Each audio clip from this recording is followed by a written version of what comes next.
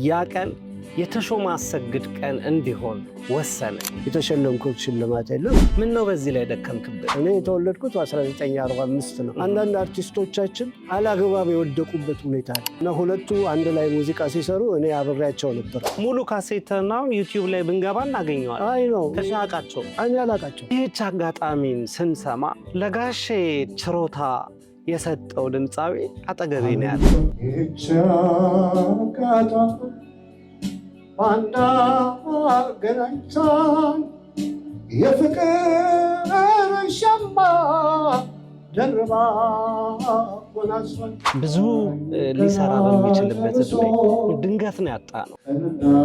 ለኢትዮጵያ ገስጾ ያንቺን ትዝታ ተንተርሶ